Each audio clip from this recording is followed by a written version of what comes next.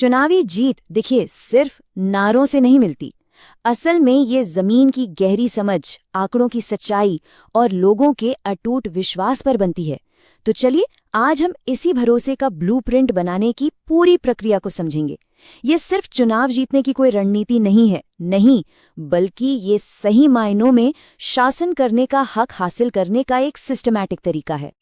चलिए, इसको समझने के लिए उत्तर प्रदेश के मोहम्मदाबाद क्षेत्र का एक उदाहरण लेते हैं। देखिए, किसी भी जगह की राजनीति को समझने से पहले वहाँ की मिट्टी कैसी है, पानी कैसा है और वहाँ के लोग कैसे हैं, ये समझना पड़ता है। असली काम आप कह सकते हैं यहीं से शुरू होता है। यहीं पर शासन की नींव रखी जाती है, उस जगह के इतिहास और भूगोल की गहरी समझ के साथ, ठीक वैसे ही जैसे कोई आर्किटेक्ट किसी बिल्डिंग की नींव रखता है। तो इस प्रक्रिया का जो पहला चरण है वो है जमीन और उसकी यादों को सुनना। हर इलाके की अपनी एक कहानी होती है ना?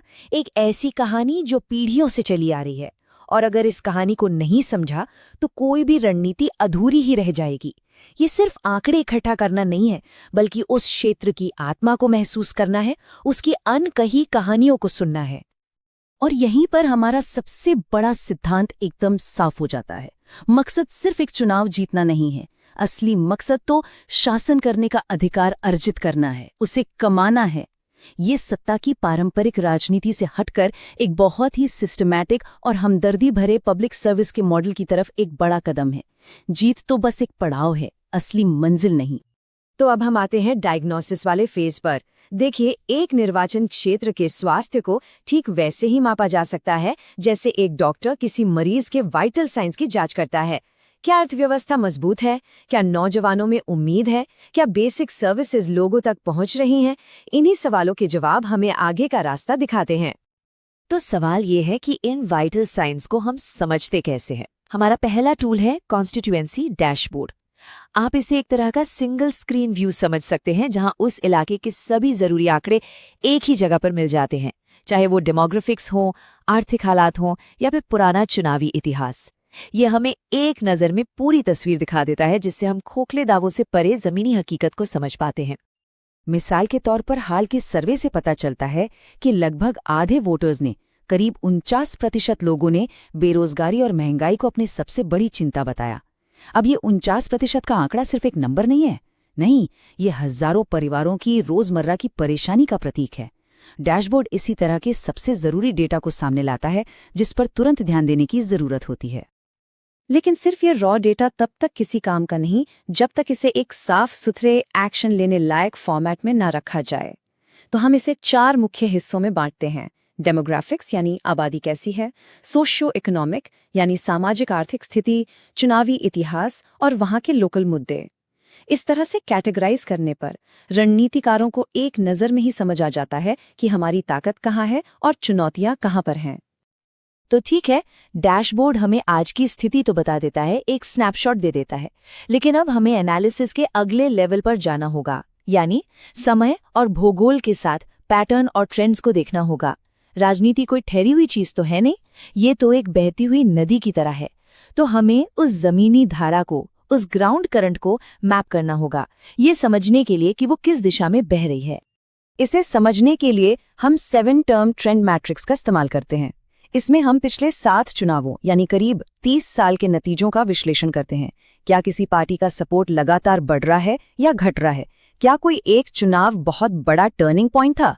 ये मैट्रिक्स हमें पार्टियों की लॉन्ग टर्म मोमेंटम, वोटर की लॉयल्टी और एंटी इनकम्बेंसी के पैटर्न को समझने में मदद करता है। और फिर जब हम इसी चुनावी डेटा को नक्शों पर उतारते हैं तो एक कमाल की तस्वीर सामने आती है। इसे हम पैटर्न्स एंड डॉट्स कहते हैं। ये जियो स्पेशल मैपिंग हमें सपोर्ट के हॉटस्पॉट्स और मौकों वाले इलाके दिखाती है। हम साफ साफ देख सकते हैं कि कौन से इलाके हमारे मजबूत गढ़ हैं, कहाँ पर वोटिंग हमेशा कम होती है और कहाँ स्विंग वोटर्स का फैसला नतीजों को पलट सकता है। इससे हम अपने रिसोर्सेज को सही जगह पर सही तरीके से लगा पाते हैं। तो अब जब डायग्नोसिस हो चुका है तो इसे एक मजबूत मल्टी डायमेंशनल प्लान में बदलने का वक्त है। देखिए, एनालिसिस को एक्शन में बदलना ही तो असली चुनौती है, और इसके लिए हम एक सेंट्रल स्ट्रेटेजिक फ्रेमवर्क का इस्तेमाल करते हैं। इस फ्रेमवर्क को हम कहते हैं चतुर्मुख सिद्धांत। चतुर्मुख यानी 4 मुख वाला। इसका मतलब है एक 4 डायमेंशनल अप्रोच जो ये पक्का करता है कि कैंपेन का कोई भी हिस्सा अकेले काम ना करे। ये 4 बड़े एक दूसरे से जुड़े हुए आयामों का एक नक्शा है जो एक बैलेंस्ड और पूरी तरह से इंटीग्रेटेड रणनीति को तय करता है। हर आयाम एक अलग पिलर है, पर ये सब मिलकर ही काम करते हैं। तो ये 4 पिलर्स हैं क्या? आइए जल्दी से देखते हैं। पहला, आउटरीच और मोबिलाइजेशन, यानी जमीनी स्तर पर लोगों से जुड़ना। दूसरा, कम्युनिकेशंस और मैसेजिंग, यानी मीडिया और सोशल मीडिया के जरिए अपनी बात कहना। तीसरा, ऑपरेशंस और लॉजिस्टिक्स, यानी वॉलंटियर्स और रिसोर्सेज को मैनेज करना।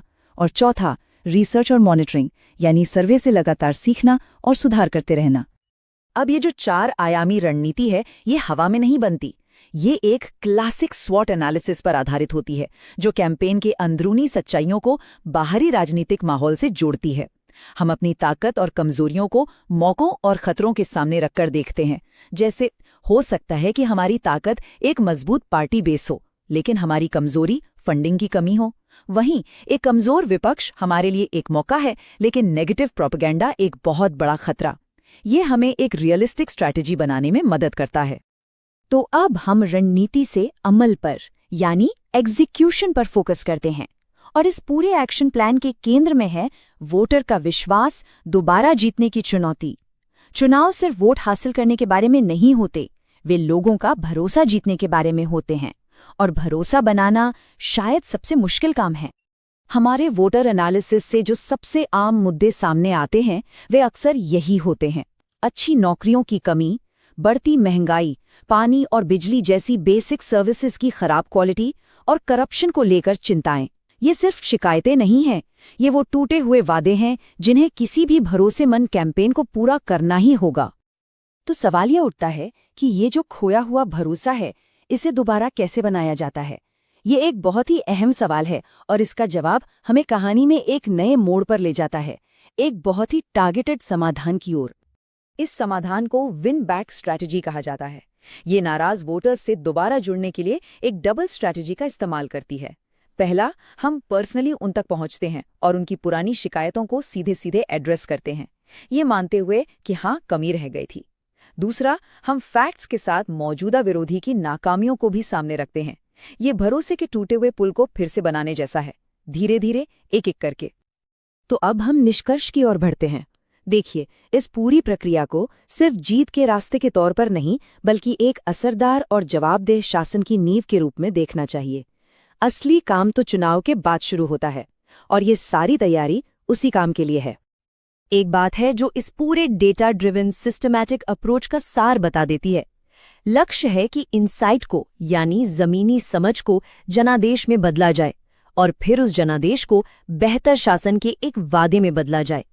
आखिरकार ये सब लोगों की जिंदगी को बेहतर बनाने के बारे में ही तो है।